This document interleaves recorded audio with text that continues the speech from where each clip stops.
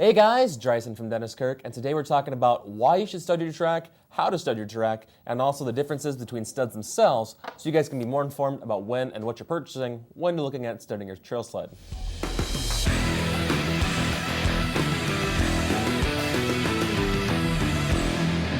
Now, if you guys have ever wondered why should I stud my track in the first place? Well, studding your track, when used properly with the right length and amount of carbides, will give you better traction, better stability, better acceleration, and better braking, all around making your sled perform better, making it safer, and ultimately making it a little bit more fun. Now, there are a few differences between studs themselves. Not all studs are created equal. I have in front of me here a steel stud designed for race purposes, and I also have a carbide stud designed for trail use. Now, taking a look here, as you can see, the steel one here has a nice big cutout here. This is designed to really grab the most amount of traction in the race world. Now, the downside here is, it makes it a little bit weaker, and since it's all steel, when it sticks up above the track here, if you guys go on over top of blacktop or gravel roads, more than likely you're going to bend a lot of these down and you're going to lose the effectiveness of the stud. Now, looking at a carbide one here, this actually gives you better strength and stability. So when you're actually going over the hardtop, blacktop, or over top of a gravel road, it's not going to bend these over, at least not as easily, and in fact, you don't have to replace them out as often or as soon, which makes it really, really nice, especially if you guys are riding trails and have to cross a road.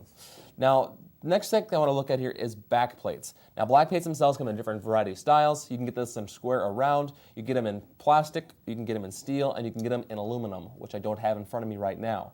Now, just because one's plastic, don't write this thing off here. Not only is that a fun color, you can get them in many colors, but it's also going to be very, very strong. In fact, one of our techs took it to a vise, took a hammer to it, let the dog chew on it, and he could not get one to break. So don't write these things off just because it's plastic.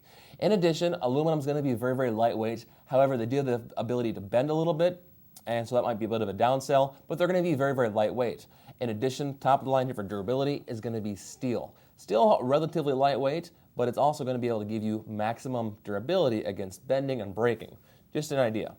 Now, when it comes time to actually studding your track itself, there is a golden rule. You want to make sure that the stud itself sits about 3/8 of an inch down to 1/4 of an inch above the actual stud itself here.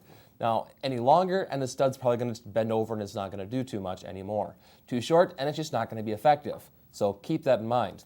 Now, today I'm working with a Kimpex Shotgun X. Now, this track here is pre-formed for studs, so I don't have to get a template out. I don't have to drill anything. We'll show you the process anyway, just as a as-if thing, but I don't have to do it for this track here, and that makes it really, really nice.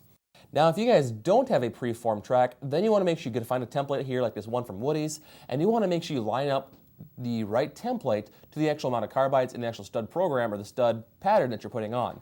Now, it's all pre-marked on this template here. All you have to do is go through, mark out the holes, drill the holes out, and that's it. Now, even though the Woody's template and the Kimpex design don't perfectly line up, you can still see that they're pretty close and pretty similar for when you put studs in the track.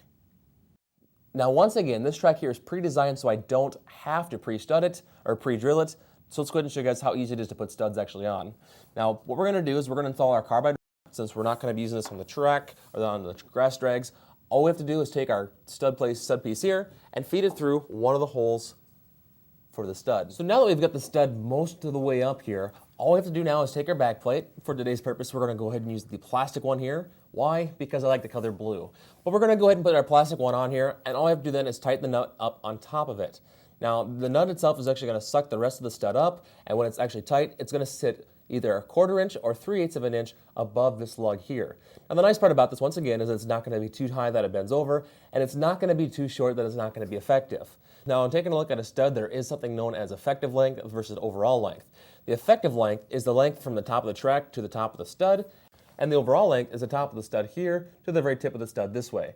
Just to give you guys a heads up, overall length, effective length, just so you know. Now, guys, that is literally all it takes in order to stud your track. Now, if you guys are looking for better acceleration, better braking power, better stability, more performance, all around just more fun, definitely take a look at putting studs in your snowmobile track. It's very, very easy to do, takes a little bit of time, but ultimately, you're going to love the safety and better response to your snowmobile.